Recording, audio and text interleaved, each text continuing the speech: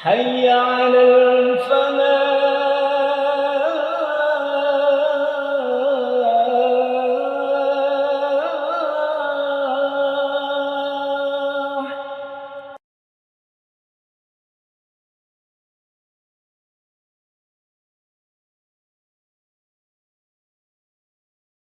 Assalamualaikum warahmatullahi wabarakatuh.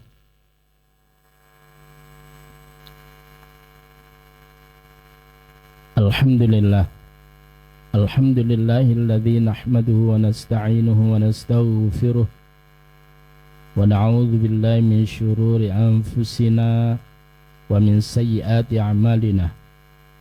May yahdihillahu fala mudilla lahu wa may yudlil fala hadiyalah.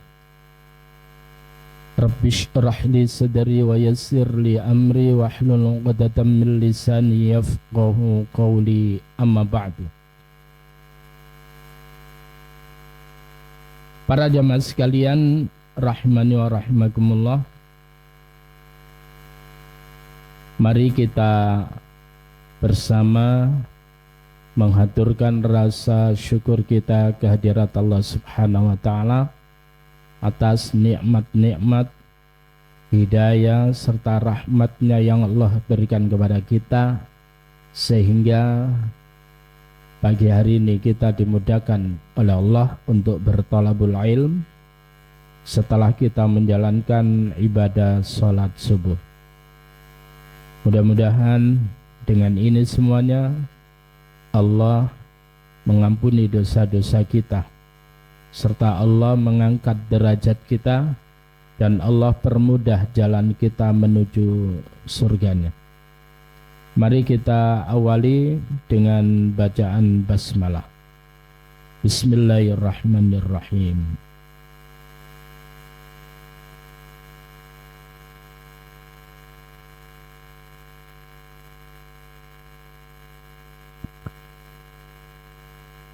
Kita sekarang sampai pada bab yang ke-134 dalam kitab Al-Adabul Mufrad. Jadi sekarang adalah bab tentang bercanda. Bercanda itu adalah hal yang boleh diperbolehkan, tetapi jangan kelewat batas. Jangan sampai kemudian bercanda itu isi di dalamnya adalah bermaksiat kepada Allah Subhanahu wa taala. Bercanda itu boleh, namun jangan sampai candaan kita menyakiti orang yang kita candai itu. Jadi bercanda itu adalah sesuatu yang menjadikan renyahnya kehidupan, renyahnya sebuah pergaulan bila mana di dalamnya ada candaan. Namun harus dijaga etika-etika di dalam bercanda. Nah, para jamaah sekalian, kita lihat di dalam hadis ini, urutan hadis yang ke-269 dia. Haddatsana Adam qala haddatsana Syu'bah qala haddatsana Abu Tayyah qala sami'tu Anas bin Malik. Aku mendengar Anas bin Malik yaqulu, ia berkata, kana Nabi sallallahu alaihi wasallam, adalah Nabi Muhammad sallallahu alaihi wasallam, la yukhalituna, ketika Nabi itu adalah bergumul, yaitu bergaul dengan kami di tengah-tengah kami, hatta yaqula li akhili saghirin, sehingga Nabi itu berkata kepada saudaraku yang kecil. Jadi berkata kepada saudaraku yang kecil, yaitu adik, akhis saghir. Akhis saghir itu adalah saudaraku yang kecil. Kalau akhil kabir, saudaraku yang tua, yang besar. Apa yang diucapkan oleh Rasulullah sallallahu alaihi wasallam? Jadi Nabi mengatakan, ya Aba Umair, ma fa'alan Nughair. Wahai Abu Umair, ma fa'alan Nughair, apa yang dilakukan oleh Nughair? Ini yang pertama, bahwa pelajaran boleh seseorang tersebut itu menancapkan suatu panggilan ya kepada seseorang dengan menggunakan model tasghir. Tasghir itu artinya bermakna kecil. Misalkan Umar lalu kemudian menjadi Umair. Jadi Umar jadi Umair. Kalau Umair itu berarti Umar kecil. Ya. Lalu misalkan Asadun, Asad itu adalah macan, macan kecil itu adalah Usaid. Abdun itu hamba, kemudian kalau hamba kecil Ubaid. Itu namanya tasghir. Ya. Para jamaah sekalian, lalu kemudian jadi boleh kita tersebut itu memberikan nama-nama yang kunyah yang di tasghir itu. Contoh lagi adalah an Anasin qal, dari Anas ia berkatakan Nabi sallallahu alaihi wasallam adalah Nabi Muhammad sallallahu alaihi wasallam ahsanan nasi khuluqan. Nabi itu adalah sebaik-baik manusia khuluqan, akhlaknya. Nabi itu akhlaknya adalah terbaik sehingga Allah Subhanahu wa taala sampai menyatakan di dalam surah Al-Qalam wa innaka la'ala khuluqin 'azim, yaitu pada ayat yang keempat dalam surah Al-Qalam, surah yang ke-68. Wa innaka, dan sesungguhnya engkau Muhammad la'ala khuluqin 'azim, sungguh engkau adalah di atas budi pekerti yang agung. Jadi Rasulullah Sallallahu Alaihi Wasallam itu sang pemilik budi pekerti yang luar biasa, sehingga kemudian beliau pantas diutus oleh Allah untuk menyempurnakan akhlak manusia, sehingga Nabi mengatakan bu'ithu liutammima makarimal akhlak. Aku ini adalah diutus untuk makarimal akhlak, yaitu untuk mengarahkan manusia menuju kepada kemuliaan akhlak, budi pekerti, attitude. Sekarang ini adalah mengenai budi pekerti, akhlak ini sudah runtuh di negeri kita ini. Sekarang ini adalah orang pada tego-tegoan. Bagaimana enggak? Jadi yang lucu di negeri kita ini ya terkadang lawak itu kalah lucu di negeri ini. Ada seorang yang kemudian dijamret, lalu kemudian suaminya tersebut itu mengejar jamret itu, ditabrak. Justru yang kemudian yang dihukum itu adalah penabrak itu. Tapi kemudian penjamret itu adalah bebas. Inilah di negeri kita kelucuan-kelucuan. Jadi kalau main stand up komedi itu adalah menang itu. Nah, para jamaah sekalian, jadi Rasulullah itu ketika menyaksikan paman tercintannya yaitu Hamzah dilempar tombak oleh Wahsy, terkena ulu hatinya. Lalu kemudian robohlah pamannya dan syahidlah pamannya itu. Kemudian Rasul pun juga melihat bagaimana Hindun, sang pemilik budak Wahsy kala itu, adalah memerintahkan untuk merobek dada daripada Hamzah. Kemudian Hindun itu mengambil jantungnya dan kemudian dikunyah-kunyah. Maka setelah nanti Wahsy itu kemudian masuk Islam, kemudian Hindun itu masuk Islam, termasuk Abu Sufyan suaminya masuk Islam, maka tidak ada dendam lagi ya antara Rasulullah Sallallahu Alaihi Wasallam dengan Hindun. Tidak ada dendam lagi Rasul kepada Wahsy. Tidak ada dendam lagi Rasul dengan Abu Sufyan yang dulunya itu adalah luar biasa di dalam memusuhi Rasulullah Sallallahu Alaihi Wasallam. Ini kalau tidak jiwanya itu lapang bagaikan samudera, nggak bisa. Kadang kecentuk dikit itu aja itu sudah murka. Nah, para jamaah sekalian rahimani wa rahimakumullah. Jadi Rasul itu adalah sang pemaaf yang luar biasa. Rasul itu mengamalkan akhlak Allah, sifat Allah, al-afu, yaitu zat yang maha pemaaf.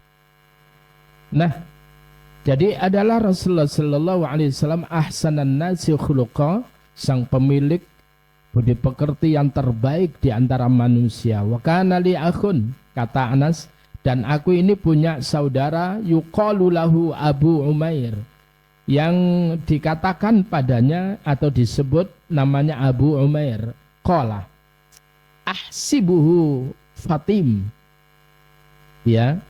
Jadi Abu Umair, lalu kemudian ahsibuhu Fatim, kurasa dia tersebut itu sudah disape. Jadi Fatim. Lalu kemudian wakana idza jaa qala, dan adalah beliau ketika datang, ya, ketika telah datang, qala, ia berkata, ya Aba Umair ma fa'alan Nughayr, wahai Abu Umair, ma fa'alan Nughayr, apa yang dilakukan oleh Nughayr. Ini menggunakan, lagi-lagi menggunakan tasghir. Nughar itu adalah kana yal'abu bihi. Nughar itu adalah burung kecil. Nughayr, burung kecil yang biasa dimainkan, yang dipakai untuk mainan oleh namanya Abu Umair tadi itu. Para jamaah sekalian, lalu kemudian farubbama hadaras salata, ketika datang waktu sholat, wa huwa fi baitina, sedang beliau Nabi itu adalah berada di rumah kami, faya'muru bil bisatil ladzi tahtahu, lalu kemudian Nabi tersebut itu menyuruh untuk kemudian menggelarkan di bawah, yaitu suatu jadi diluaskan, fayuknasu, lalu kemudian disapu, wayumdahu, lalu kemudian diperciki air itu.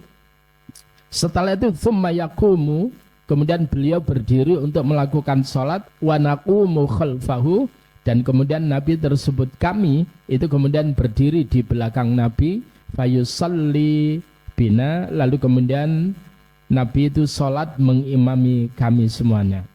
Apa pelajaran ini para jamaah sekalian rahimani wa rahimakumullah? Kala itu Abu Umair yang kecil itu kemudian lagi bermain dengan burungnya Nughayr, lalu kemudian burungnya tersebut itu mati dan kesedihan itu luar biasa. Maka apa yang dilakukan oleh Nabi kepada Abu Umair itu menghiburnya.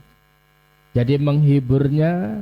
Jadi kenapa? Nabi itu adalah orang yang memiliki kelatifan, memiliki kelembutan hati, memiliki ulfah. Yaitu ulfah sebagaimana kita pelajari kemarin itu adalah yaitu persatuan kasih sayang, yang di dalamnya ada kasih sayang. Sehingga Nabi kepada anak kecil itu dalam hal yang kecil aja, maka itu dia mengatakan, wahai Abu Umair, apa yang kemudian kamu lakukan kepada Nughayr itu? Diperhatikan. Nah, para jamaah sekalian, kalau kita lihat suatu keterangannya yang luar biasa ini, karena Nabi sallallahu alaihi wasallam adalah Nabi Muhammad sallallahu alaihi wasallam afdhalun nasi akhlaqan. Nabi itu adalah yang paling utama di antara manusia mengenai akhlaknya, budi pekertinya. Tidak ada yang ngalah-ngalahin Nabi itu tentang akhlaknya itu. Sekarang ini kita lihat bagaimana orang-orang yang kemudian luar biasa mulia, tapi kemudian begitu disentil nasabnya, maka kemudian marah-marah. Nabi tidak. Ya. Lalu kemudian apa? Waqad bu'itsa li'itmami makarimil akhlaq. Dan sungguh Nabi itu adalah diutus untuk menyempurnakan makarimil akhlak. Makarimil akhlak apa itu? Akhlak yang mulia. Jadi Nabi hadir itu adalah bagaimana memformat akhlak manusia yang tadinya itu adalah kejahilian, lalu kemudian diformat memiliki budi pekerti yang luar biasa. Itu hadirnya Nabi dengan cara apa? Didandani dulu, yaitu imannya, baru kemudian akhlaknya pun juga nanti akan begitu mudah untuk diformat. Kalau imannya itu sulit untuk dibenahi, maka sulit pula untuk membenahi akhlaknya itu. Wakana li Anas, dan adalah bagi Anas, akhun punya saudara min ummihi dari arah ibunya, yuqalu lahu Abu Umair, namanya yaitu adiknya itu adalah Abu Umair. Wakana qad anha radha'atah, wakana qad anha radha'atahu, dan Abu Umair, kalau jenengan dengar Abu Umair itu kira-kira wonge gede apa sik bayi? Padahal Abu Umair itu kan bapaknya Umar itu. Ya, kunyah. Jadi anak kecil itu kemudian dikatakan Abu Umair itu. Ya. Maka di sini dikatakan wa kana qad anha radha'atah, ia telah berhenti, kata si Anas. Bukankah dia tersebut itu sudah berhenti, sudah putus menyusu? Wa kana alaihi salatu wassalam, dan adalah Nabi Muhammad sallallahu alaihi wasallam idza ja'ahum, apabila Nabi datang kepada mereka, qala ya Aba Umair ma fa'ala Nughair, wahai Abu Umair, apa yang diperbuat pada Nughair? Yas'aluhu an ta'irin, di mana Nabi itu bertanya tentang burung saghirin yang kecil, maka dikatakan Nughair. Ya. Jadi Nabi itu bertanya tentang burung yang kecil yang dimiliki oleh Abu Umar, kal usfur. Usfur itu kayak dene emprit. Nanti ya, burung emprit itu. Ya, jadi dulu ada kitab namanya Usfuri ya. Dan ya manu emprit itu. Burung pipit lah itu ya. Wa kana yal'abu bihi, dan adalah Abu Umar ini terbiasa mainan burung. Burung yang terbang loh ya. Jangan mikir macam-macam. Wa kana yal'abu bihi, dan adalah dia tersebut itu bermain dengan burung itu, famata ta'ir, kemudian matilah burung itu, wa hazina alaihi, dan kemudian dia sedih. Lah mainannya rusak aja sedih, apalagi ini burung kesayangannya meninggal dunia. Saya punya kambing itu kecil, lalu kemudian menyenangkan, mari mati, itu ya sedih, Pak.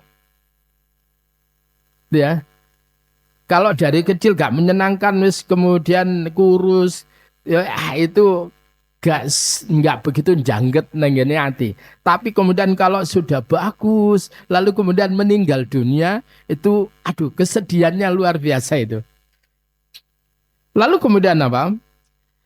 Setelah itu farubama yadkhulu waqtas shalah, maka ketika datang waktu salat, wan Nabi sallallahu alaihi wasallam fi baitina, sedang Nabi itu ada di rumah kami, fayamuru ayyuknasa al-firash, lalu kemudian Nabi tersebut itu menyuruh untuk menyapu daripada al-firash, yaitu firash itu sebetulnya ini apa? Ini alas, firash lemek, tapi yang dimaksud itu adalah tanah, hamparan tanah itu. Setelah itu kemudian apa? Alladzi tahtahu wa yurasyu bil ma'. Jadi setelah itu kemudian diperciki air, summa yaqumu alaihi salatu wassalam, kemudian Nabi tersebut itu berdiri di atasnya untuk mendirikan salat, ya. Wa naqumu wara'ahu, dan kami itu adalah berdiri di belakang Nabi, fayusalli bina, kemudian Nabi itu adalah salat bersama kami. Artinya para jamaah sekalian, jadi terkadang jadi ojo terus-terusan ya. Ini adalah terkadang salat di rumah berjamaah itu boleh. Tapi lek cedek masjid ya nang ngene masjid.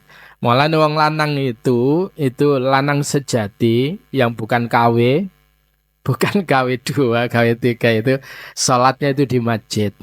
Tapi kalau kemudian kaum lelaki yang tidak ada uzur, seneng sholatin nang ngene omah, seringkali saya katakan istrinya gawe norok wae. Ya. Karena memang laki-laki itu adalah sholatnya pawantese nang ngene masjid.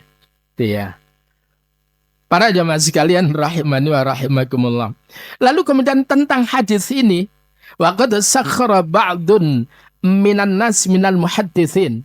Lalu kemudian ada sebagian daripada manusia minal muhadditsin, dari orang-orang yang menyelami hadis, para pakar hadis, itu kemudian sakhara, yaitu menganggap enteng, meremehkan. Iki apa to pelajarannya, orang-orang pelajaran kok kadek diungkapkan bareng itu. Wong ngono ae kan itu ta. Padahal wa annahum yarawna ma la faidata fihi. Mereka itu berpandangan bahwa mereka itu tidak menemukan suatu faedah sama sekali di dalam hadis ini. Padahal apa? Kalimat seperti kalimat ya Aba Umair ma fa'alan nughair, itu kan orang-orang faedah blas menurut mereka. Wahai Abu Umair, apa yang diperbuat pada Nughair? Apa pelajarannya? Padahal itu nanti kita kita teliti tentang pelajaran-pelajaran dalam hadis itu. Maka kemudian qala Ibnul Qas, berkatalah Ibnul Qas, wa ma dara anna fi hadzal hadits min wujuhil fiqhi wa fununil adabi wal faidati sittina wajahan. Jadi kata Ibnul Qas bahwasanya di dalam hadis ini ada banyak sekali pemahaman-pemahaman tentang fikih. Di antara lain apa, Pak? Jadi Nabi tersebut itu menyuruh untuk kemudian menyapu alas itu dan kemudian merciki. Lah merciki ini karena tadi ada Umair, kalau sekiranya ada kemudian pipisnya Umair di situ, maka memerciki air itu adalah sudah sebagai pencucinya. Wa yurashu, ya. Jadi dari pandangan fikih itu adalah ada pelajaran di sini. Sehingga ketika jenengan tersebut itu punya bayi laki-laki, lalu kemudian jenengan itu diompoli, maka kemudian itu adalah cukup, jenengan itu adalah memerciki air pada tubuh itu. Itu adalah yakfi, sudah cukup untuk kemudian kita pakai untuk ibadah dan itu tidak najis. Maka dikatakan itu adalah percikan ibadah. Jadi rasyut ta'abbudi. Ya. Nah, para jamaah sekalian, tapi karena jenengan ngalah jijik Ustadz ngene, ya itu perkaranya jenengan itu nggak nyaman gitu aja. Tapi urusan suci apa nggak suci dengan percikan air itu. Jadi itu pandangan tentang apa? Pandangan tentang fikih. Lalu kemudian apa? Wa fununul adab, dan kemudian ada pandangan-pandangan tentang apa? Tentang adab, sastra, seni sastra di dalamnya. Ya Abu Umair, ma fa'alan nughair. Itu ya. Jadi dari sisi sastranya tersebut itu adalah muncul di dalamnya. Jadi bukan sesuatu yang remeh itu kalau diteliti itu. Lalu kemudian apa? Wal faidatu, sedang faedah di dalam hadis yang sederhana itu sittina wajhan, ada 60 apa? Ada 60 sudut pandang yang luar biasa yang bisa dipelajari. Para jamaah sekalian, nah, min fawaidil hadis, di antara faedah-faedah hadis itu adalah jawazu tukniyatin, ada mengatakan takniyatin, ya, man lam yuladu lahu.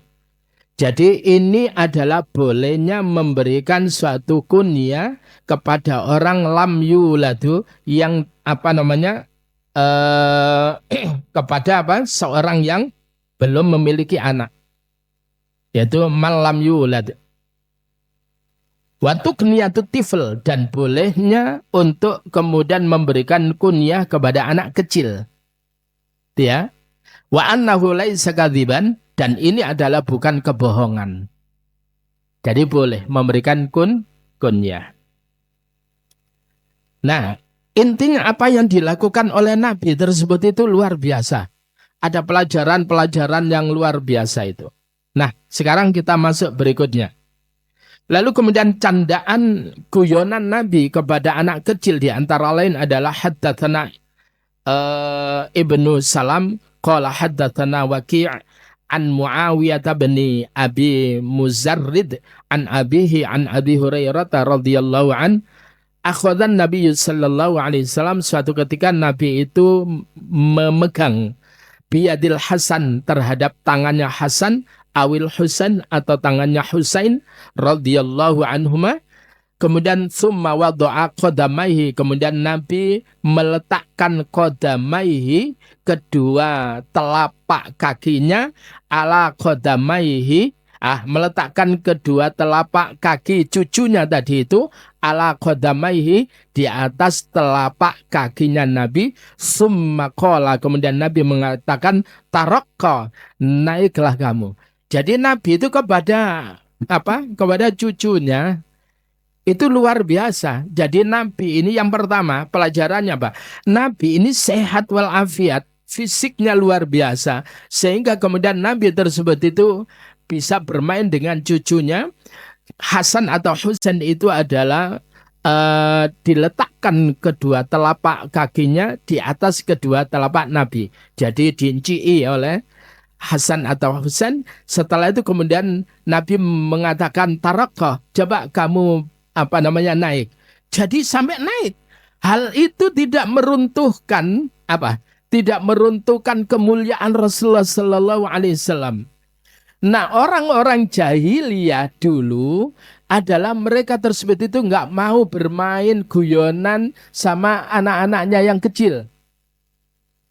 Sehingga kemudian ada sahabat yang mereka tersebut itu punya anak banyak, tetapi kemudian mereka tersebut itu nggak mau guyonan, bahkan mencium anaknya itu nggak mau. Lah ini kan kebangetan itu. Maka ketika melihat Rasulullah itu mencium pipi daripada cucunya, maka kemudian sahabat ini kemudian terbengong-bengong itu. Lah, ya Rasul, kenapa kamu mencium itu? Jadi seolah-olah kalau mencium anak kecil itu kemudian akan meruntuhkan kemuliaannya. Tidak. Jadi sampai kemudian Rasul itu menerangkan, dan ini adalah bentuk kasih sayang. Malam yarham, la turham. Siapa orang yang tidak berkasih sayang, maka dia tersebut itu tidak disayangi. Maka kemudian seruan Nabi, irhamu man fil ard yarhamkum man fis sama. Berkasih sayanglah kalian kepada penduduk bumi, niscaya di langit sana akan menyayangi kalian. Jadi bermain dengan anak kecil, apalagi anaknya sendiri atau cucunya sendiri, itu adalah bagian daripada kasih sayang, dan itulah yang kemudian menjadikan nyamannya anak. Bahasa Surabaya, ono tuase duwe mbah. Ya. Jadi ono tuase duwe mbah, ono tuase duwe bapak. Oleh karena itu kita para bapak, para eyang-eyang, jaga kesehatannya agar supaya anak jenengan atau cucu jenengan itu kemudian bisa senang bermain dengan jenengan, ngalahkan mainan-mainan yang lainnya. Kenapa? Karena eyangnya bisa dipakai untuk gendong-gendongan, untuk kuda-kudaan dan sebagainya. Ini kalau mbae loro-loron apa maneh watu-watu ya gak nyaman itu.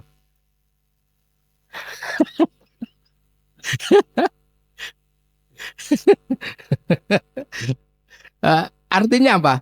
Dan itu pelajaran bahwa Nabi itu sehat walafiat itu. Itu ya.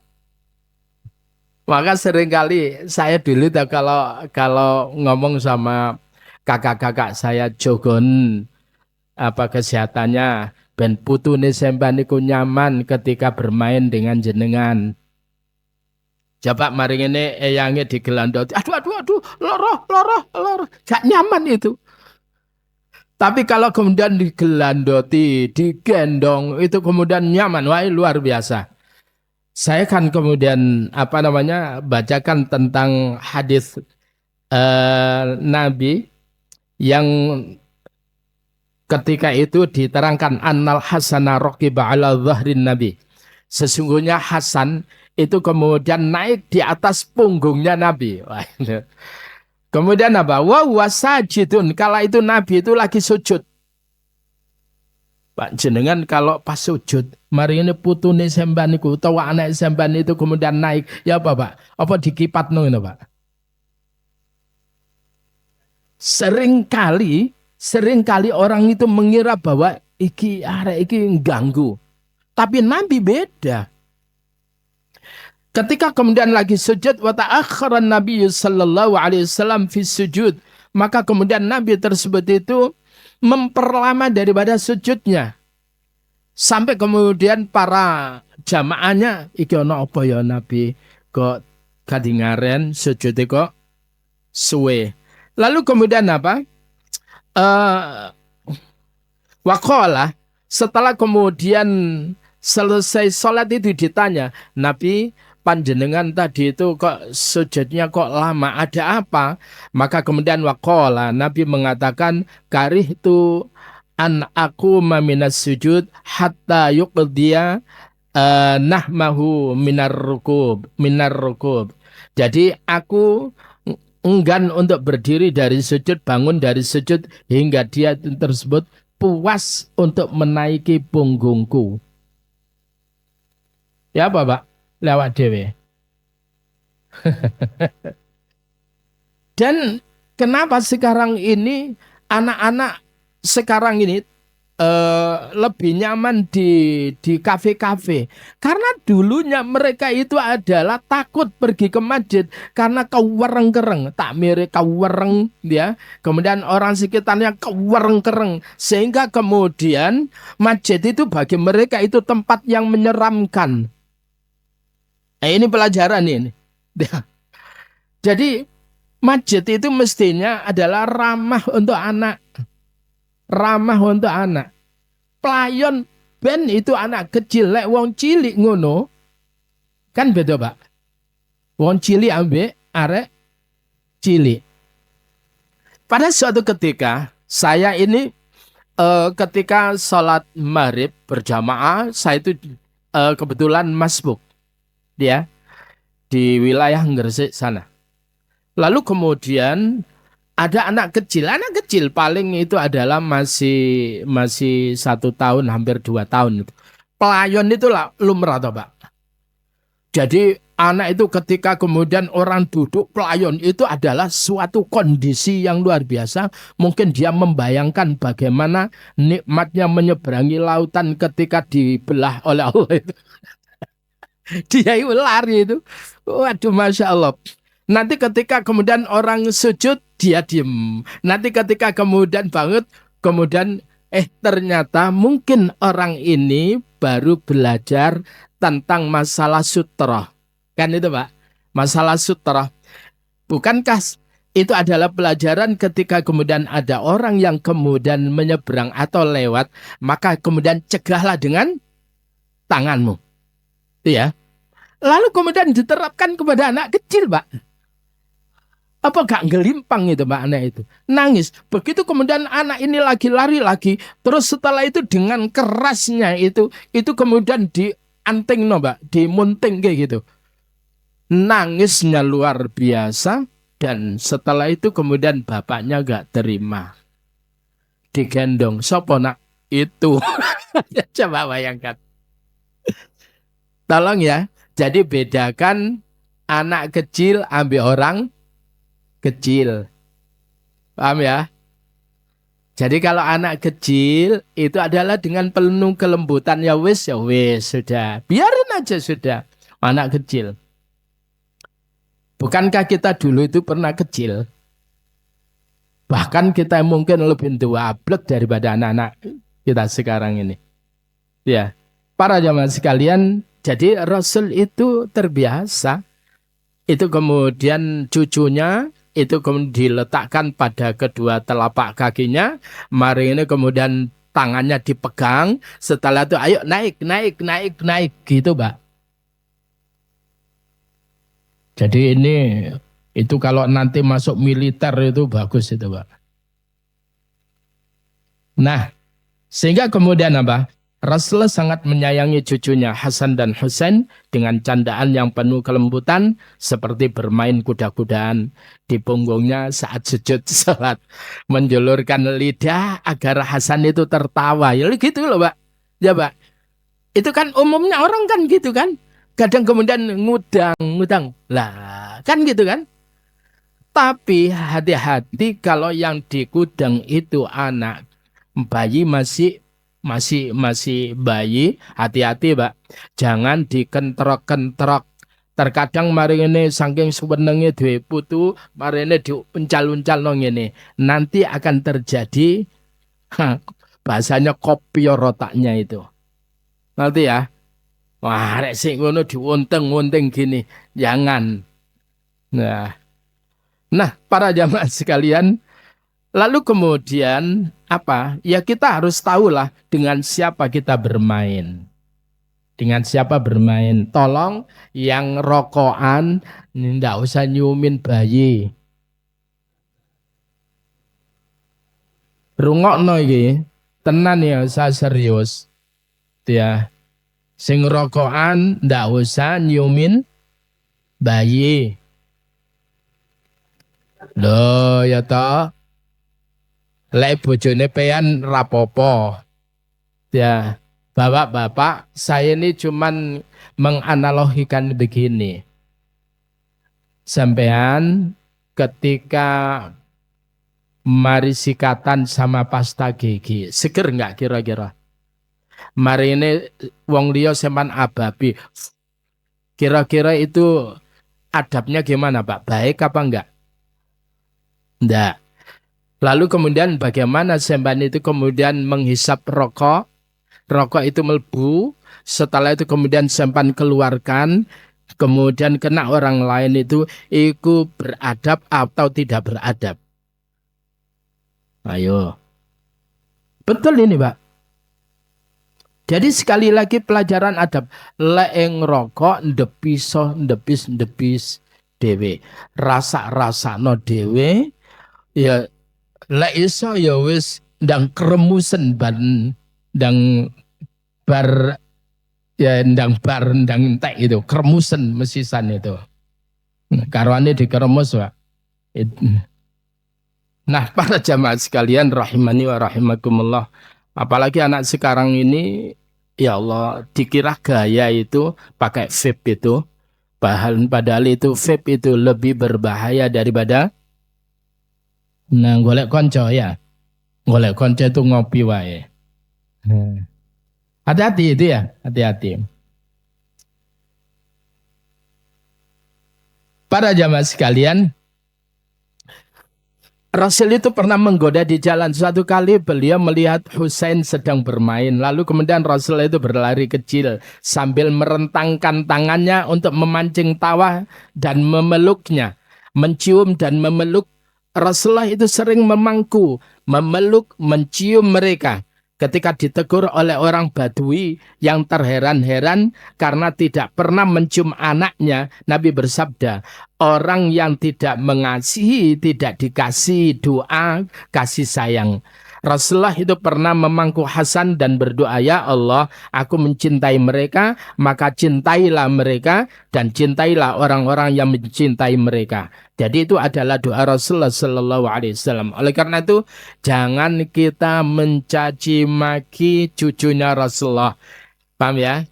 Hasan dan Husain, sebab Rasul itu adalah berdoa, ya Allah, ya aku mencintai mereka, Hasan dan Husain. Maka cintailah mereka dan cintailah orang yang mencintai mereka. Kita tahu, Pak, bagaimana nasib daripada keduanya. Yang Hasan itu adalah dicium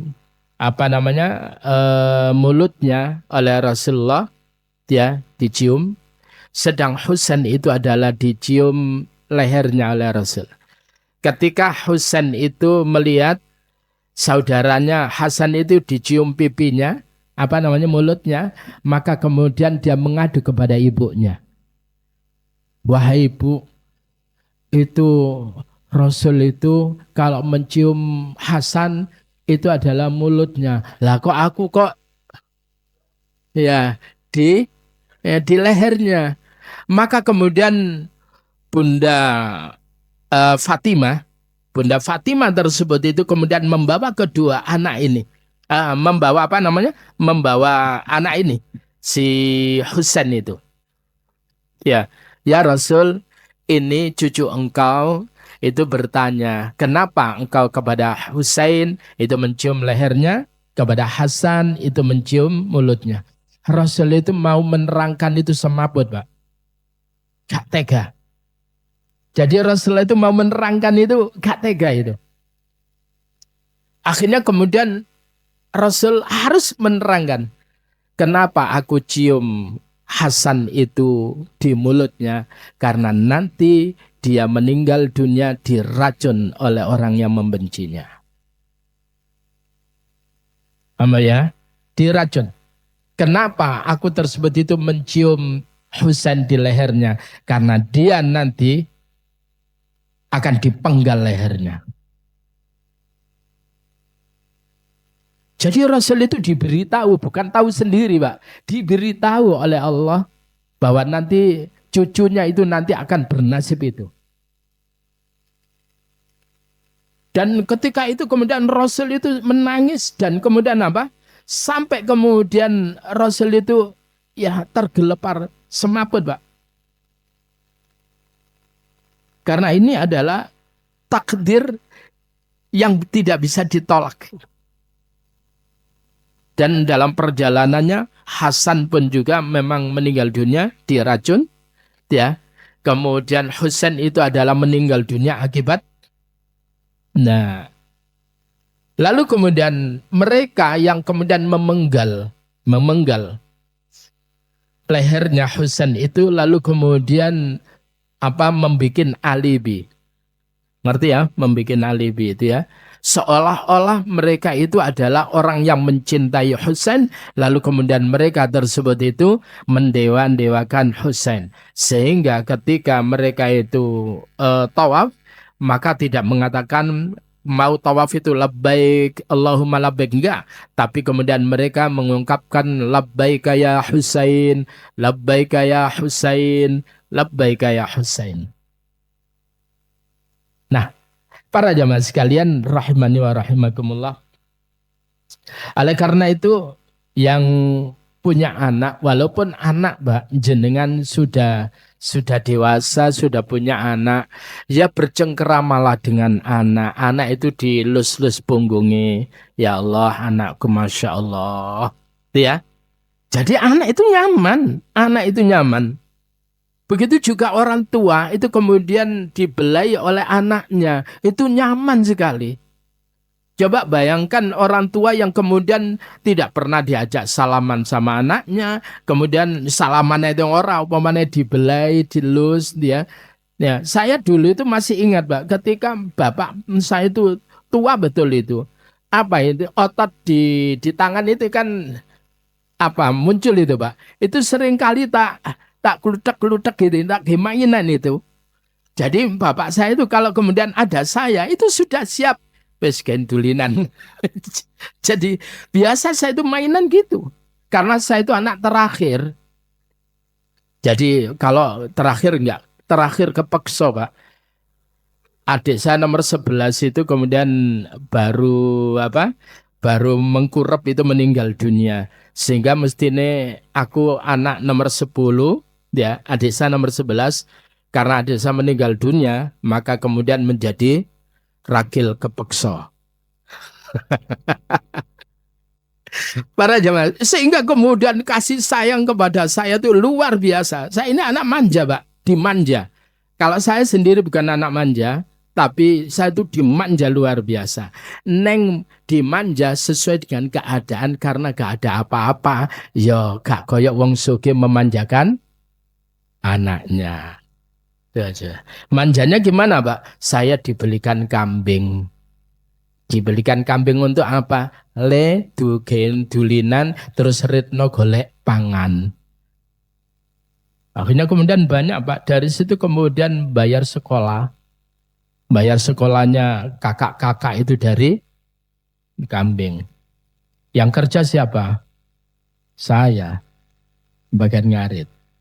Itu manjanya orang tua memanjakan saya, itu bentuk begitu. Nah, para jamaah sekalian, yang berikutnya adalah eh, tentang akhlak. Jadi akhlak kepada anak kecil, Pak. Kalau ada anak kecil, sekali lagi, jenengan kalau ada anak kecil, arek lanang, ora diapa-apa, itu digendong, dicium. Sampean ku piye toh? Ya. Kok sama anak kecil kok syahwat sekali itu. Ya, ya kalau itu adalah cucunya, kalau itu keponakannya itu wajar. Tapi lah itu anak tonggo, itu jadi masalah. Itu kan gitu toh, Pak. Nah, mari ini kemudian digendong oleh tonggone, anak kecil itu, mari ini Mbak tak gendongi, padahal sampean ingin marani sing gendong. Nah, nah hati-hati. Para jamaah sekalian, coba akhlak, akhlak. Sampai kemudian Nabi mengatakan anin Nabi sallallahu alaihi wasallam, dari Nabi Muhammad sallallahu alaihi wasallam, ma min syai'in fil mizan asqalu min husnil khuluq. Tidak ada sesuatu yang akan mampu mengalahkan beratnya timbangan dari bagusnya akhlak itu. Jadi orang itu kalau kemudian akhlaknya bagus, akhlaknya kepada Allah bagus, akhlaknya kepada sesama bagus, maka tidak ada yang bisa mengalahkan beratnya timbangan akhlak yang bagus ini. Tidak ada, Pak. Ya. Artinya bahwa tidak gampang untuk kemudian merubah akhlak itu. Saya kembali seringkali kemudian membawakan firman Allah di dalam surah surah yang ke-62, surah Jum'ah. Pada ayat yang kedua, Allah berfirman, A'udzubillahi minasyaitonir rajim, huwallazi ba'atsa fil ummiyina rasulan minhum yatslu 'alaihim ayatihi wa yuzakkihim wa yu'allimuhumul kitaba wal hikmah wa in kanu min qablu lafi dhalalim mubin. Itu luar biasa itu. Walladzi ba'atsa fil ummiyin. Dia Allah yang telah mengutus dari kalangan orang-orang ummi rasulan, seorang rasul. Minhum, dari kalangan mereka. Pelajarannya apa? Karena Rasulullah Muhammad dari kalangan mereka dan dari suku yang paling tinggi. Nah, maka kemudian begitu gampangnya Rasulullah Sallallahu Alaihi Wasallam itu kemudian menyampaikan dakwahnya kepada mereka. Tapi walaupun secara umum Rasul itu memahami karakter mereka, tapi tantangannya berat ketika mereka tersebut itu diajak untuk berla ilaha illallah. Ya. Jadi Nabi, apa yang dilakukan oleh Nabi pada masyarakat yang ummi itu, yang pertama yatslu alaihim ayati, yaitu membacakan pada mereka ayat-ayat Allah, dan kemudian Rasul itu memahamkan maksud ayat itu. Itulah namanya tilawah. Kalau qiraah, moco, itu adalah moco neng ora faham. Tapi kalau sudah tingkat tilawah, itu adalah moco dan faham. Ngerti maknanya. Jadi kalau bahasanya di pesantren Al-Fatah Bujuran itu di pintu gerbangnya dulu, nggak tahu sekarang, ada kalimat itu ya, Quran kui wocon lafate fahamono maknane lakonono isine.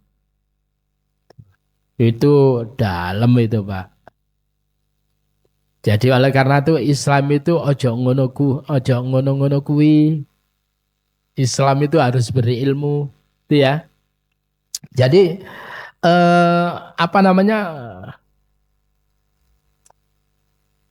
yatslu alaihim ayati itu di situ.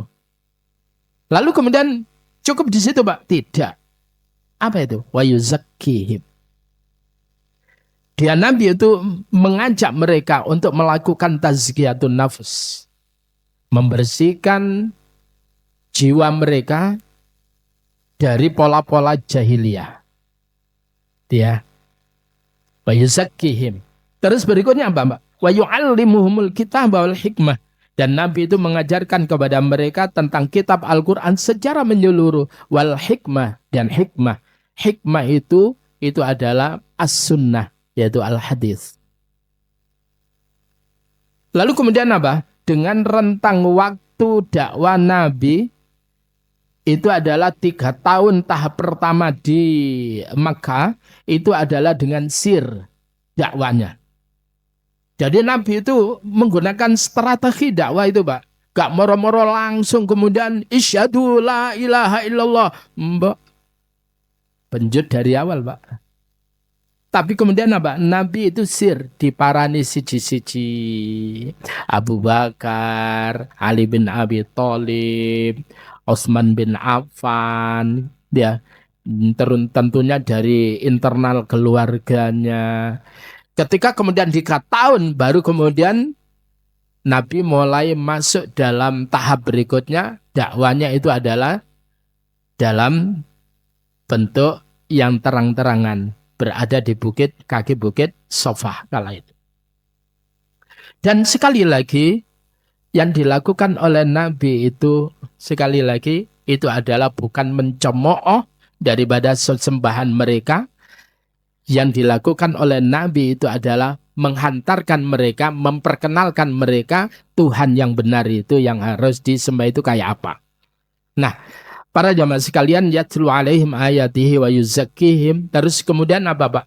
Wa yu'allimuhumul kitaba wal hikmah wa in kanu min qablu lafi dhalalin mubin. Dan tidaklah mereka dari sebelumnya melainkan mereka itu dalam kesesatan yang nyata. Tapi begitu kemudian didakwai oleh Rasul di Makkah 13 tahun, lalu kemudian di Madinah 10 tahun, maka kemudian muncullah ungkapan firman Allah, kuntum khaira ummatin ukhrijat linnas ta'muruna bil ma'ruf wa tanhauna 'anil munkar wa tu'minuna billah. Dalam surah Ali Imran ayat yang ke-110, ya.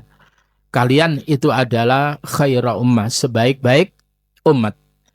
Maka kemudian Ibnu Abbas itu mengatakan bahwa ayat ini adalah untuk para sahabat yang dididik langsung oleh Rasulullah sallallahu alaihi wasallam.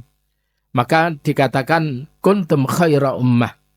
Kenapa? Ta'muruna bil ma'ruf, karena kalian suka menyuruh kepada kebaikan, wa tanhauna 'anil munkar, dan kalian tersebut itu mencegah dari kemungkaran, wa tu'minuna billah, dan kalian beriman kepada Allah. Para jamaah sekalian, kita ini dengan melihat kondisi yang saat ini ada, kita ini seringkali memilih diam dengan adanya berbagai macam kemungkaran-kemungkaran, ketidakadilan. Kita ini hanya rame di medsos. Betul ya? Mari ini terus dikirim kono. Kita hanya rame di medsos. Tapi kita coba kalau kemudian melakukan gerakan al-amru bil ma'ruf wan nahyu 'anil munkar, langsung kita melakukan gerakan nyata, Pak, bergelombang gitu. Maka kemudian insya Allah mereka kemudian akan berpikir, sekarang ini kita rakyat Indonesia itu kemudian dalam kondisi apa, Pak? Ya, terdoifkan, terlemahkan itu. Tapi kemudian tidak ada yang ngomong, Pak. Ngomong hanya di ILC. Ngomongnya hanya itu. Coba kalau kemudian rakyatnya itu kemudian melakukan gerakan itu. Selesai, Pak. Nah, para jamaah sekalian rahimani wa rahimakumullah. Sehingga kemudian akhlak. Bagaimana kemudian akhlak kita kepada anak-anak kita, akhlak kita kepada orang tua kita, akhlak kita kepada andetolan, akhlak kita kepada istri terutama. Akhlak kepada istri. Ya. Sehingga Nabi mengatakan apa namanya? Khairukum li ahli wa ana khairukum li ahli. Orang yang terbaik di antara kalian adalah orang yang bisa berbuat yang terbaik kepada keluarganya, dan aku itu adalah orang yang terbaik di antara kalian di dalam berbuat baik kepada keluarga.